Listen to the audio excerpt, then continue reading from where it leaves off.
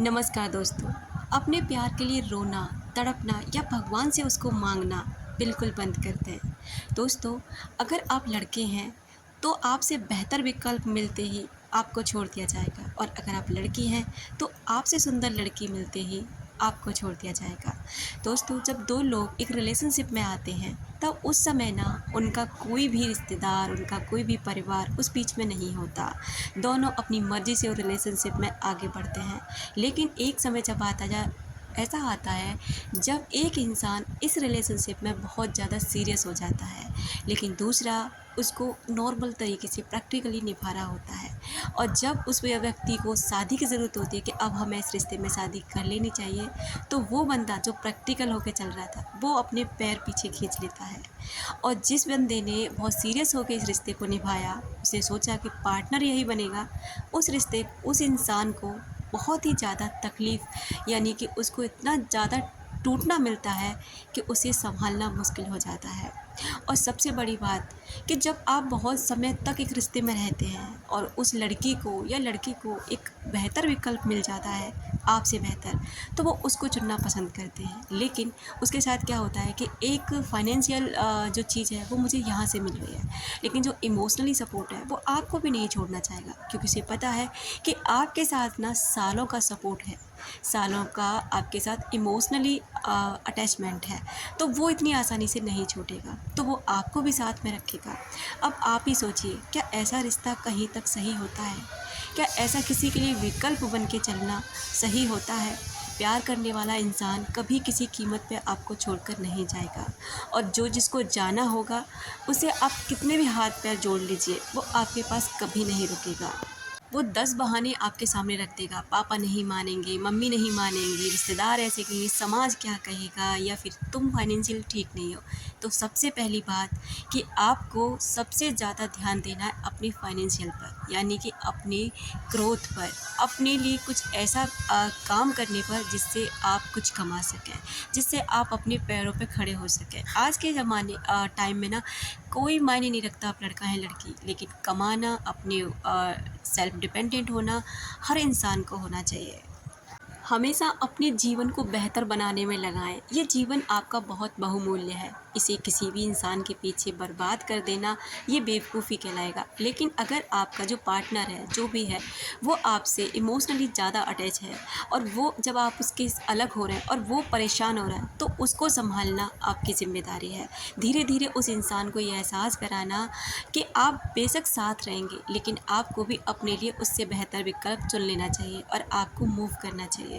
दोस्तों, अक्सर करके जब कहते हैं ना कि एक इंसान जब चालाकी के साथ में अपने रिश्ते में आगे बढ़ जाता है अपनी लाइफ में, तो दूसरे को बेवकूफ़ी कभी नहीं करनी चाहिए। अगर आपको लग रहा है कि वो इंसान ने चालाकी दिखाकर आपको छोड़ करके कोई अच्छा विकल्प चुन लिया है, तो फिर अब आपकी ज़िम्मेदारी है कि इस जीवन को अच्छे से सँभालें, आगे बढ़ाएँ और अपने ऊपर ध्यान दें। लेकिन कभी कभी ऐसा भी होता है कि उस इंसान ने वो कदम बहुत ही ज़्यादा प्रेशर में उठाया है, उसके साथ मारपीट हुई या उसे परेशान किया गया या कुछ भी ऐसा उसकी ज़िंदगी में रहा, लेकिन उसका अपना इंटेंशन ऐसा नहीं था कि वो आपको छोड़े या आपसे बेहतर विकल्प वो कहीं से चुने। तो ऐसे इंसान के साथ में थोड़ा टच में रहना कोई बुरी बात नहीं, क्योंकि वो इस इंसान जब दो आपस में अटैच होते हैं ना, तो उन दोनों की अटैचमेंट एक दूसरे से दूर होने के बाद में दोनों को बर्बाद करके रख देती है।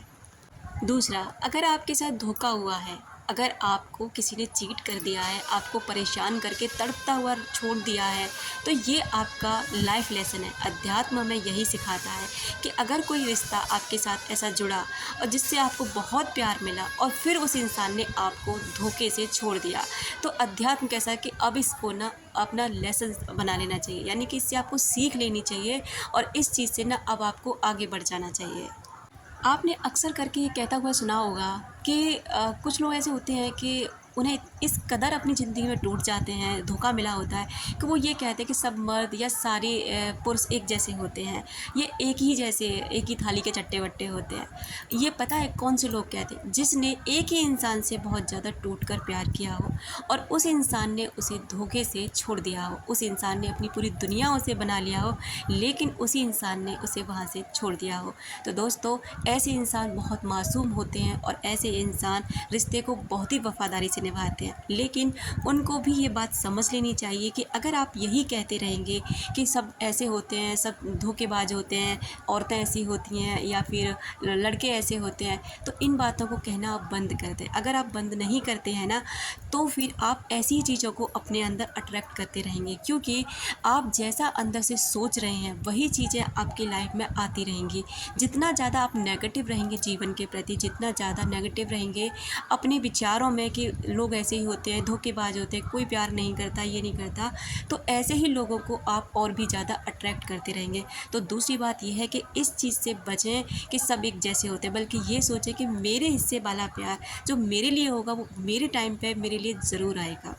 आपको ये बात पता ही है कि सच्चे और अच्छे लोगों से ही दुनिया चल रही है। आप अपना सच्चाई का और अच्छाई का रास्ता कभी ना छोड़ें। अध्यात्म कहता है कि अगर आपको धोखा मिल रहा है तो कहीं न कहीं वो आपका कर्मा है, कहीं न कहीं आपका पिछले जन्म का कोई न कोई असर रहा होगा जो आपको यहाँ पर चुकाना था। और अब ये चीज़ सोच लेनी चाहिए कि आप सस्ते में निपट लिए। अगर ये इंसान आपका पार्टनर बन जाता तो आपको ज़िंदगी भर रुला।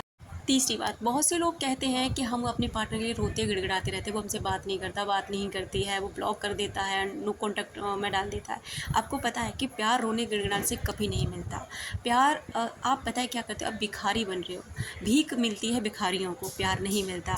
आपने देखा होगा कि अगर आपके द्वार पर या आप कहीं पर भी कोई इंसान आपको मिल जाए और आपने उसे, आपके पास वो आता है, उसे आप दया भाव से एक बार कुछ देने की कोशिश करते हैं।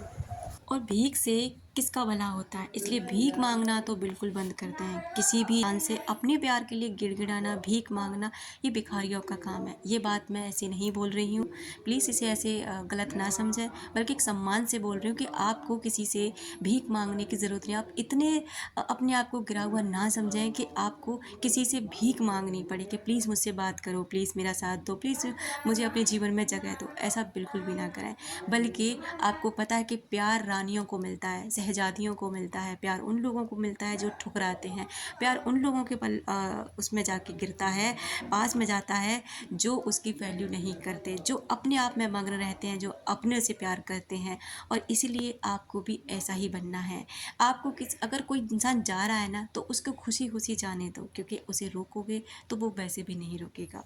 जब आप उसे खुशी खुशी जाने देते हैं ना, तो वो सोचता है कि इस इंसान ने मुझे रोका भी नहीं, इस इंसान ने, इसका मतलब ये है कि जैसे मैं जाना चाहता हूँ ये भी जाना चाहता है, तो वो आपके पास लौटने की कोशिश करेगा। दोस्तों, हमारे जीवन में हमारे से ज़्यादा बेहतरीन या हमसे ज़्यादा महत्वपूर्ण हमारे लिए कोई दूसरा होना भी नहीं चाहिए। और आखिर में सबसे अहम बात ये है कि अगर आपको किसी ने धोखा दिया है तो शांति से उसके साथ में भी वो उसके पास लौट कर आएगा। इस चीज़ को इंतज़ार करें, ब्रह्मांड को सौंप दें, भगवान को सौंप दें कि जो मेरे साथ हुआ है ना, ठीक है, मेरे साथ मेरा कर्मा था जो हो गया। लेकिन जिस इंसान, कोई भी इंसान इस दुनिया में किसी के साथ गलत करके अपनी खुशियाँ ढूंढता है ना, तो उसे कभी कोई खुशी हासिल नहीं होती। वो इंसान भी अपने कर्मों के जाल में फंसता है, उसको भी अपने किए की सज़ा ज़रूर मिलती है और एहसास होता है कि उसने क्या किया। इसलिए आप सब कुछ छोड़ कर के अपने अध्यात्म पर ध्यान दें, अपने आप पर ध्यान दें। आपके जीवन में ना सब कुछ खुद ब खुद अच्छा होने लगेगा। दोस्तों, आपका जीवन अमूल्य है, बहुमूल्य है, उसको बर्बाद बिल्कुल भी ना करें, क्योंकि जब जीवन एक बार ख़राब हो जाता है ना, तो फिर हमारे हाथ में कुछ भी नहीं रहता। इसलिए अपने जीवन को सुधारें, अपने आप पर ध्यान दें, ग्रोथ करें, सेल्फ लव करें और अपने जीवन का आनंद लें। Thank you so much.